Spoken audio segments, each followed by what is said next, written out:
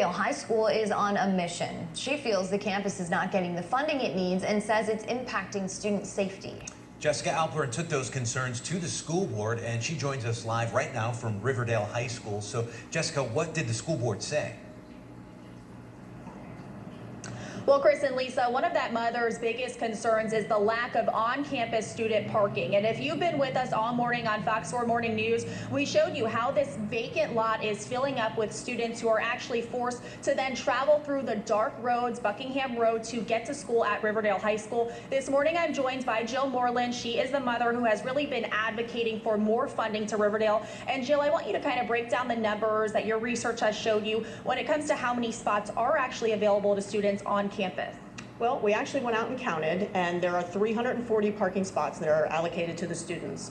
Riverdale currently has about 1,200 juniors and seniors, so when you break that number down, 29% of students have the chance of getting one of those parking spots.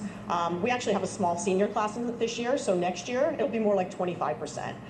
That's just unrealistic. I mean, these kids are going to find another option, and unfortunately right now they've found a vacant lot across the street, and as you can see, on any day there's 50 to 100 cars here, and these kids, they're making it work basically in an unsafe manner. Yeah, and so I want to go ahead and pull up some video that you actually provided to us, and it's drone footage that kind of illustrates the issue that we're talking about here, Jill. And when we think about the hit and run epidemic, for example, that our community has really seen lately, what are your concerns truly when it comes to safety and when you think about what students are having to do because of that shortage of spots? I know that there is a crosswalk, but the crosswalk is about a quarter mile from where this lot is, and so I personally have almost hit a child waiting in car line for my child. The children walk across the streets, and I know that that's not all on the responsibility of the parents, but the fact that so many of them have to come to what is referred to as the P lot over here just makes it really unsafe conditions. And Jill, we did also have the chance to speak with Lee County Schools, so I want to go ahead and pull up their statement in part. They say that new or upgraded facilities and parking are on the list for Riverdale, but it's too early to have specifics about what and when. They also tell me Riverdale is not the only high school dealing with limited student parking. Fort Myers High School, they say, is also in the same bind, and they do reference that crosswalk. They're saying they hope that in the meantime, until this is all able to be sorted out and until they find a solution, they hope kids will use that crosswalk. What is your response to that response from the Lee County School District?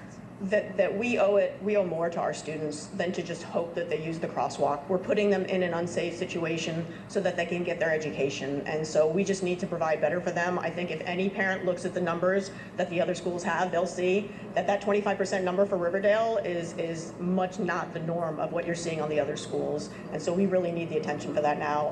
I have been interacting with the board and the administration, and I've received great feedback from them, and I'm very hopeful that we'll get the changes that we need, but I just need to make sure that everybody in the community sees how unsafe of a situation this is on a daily basis. Yeah, and we appreciate you being out here early to share that with us. Of course, that is just the start of your concerns when it comes to changes that need to be made at Riverdale High School. So stay with us. We will be breaking down more coming up in our next half hour. For now, we're live in Buckingham. Jessica Alpern, Fox 4, in your corner. Okay, Jessica.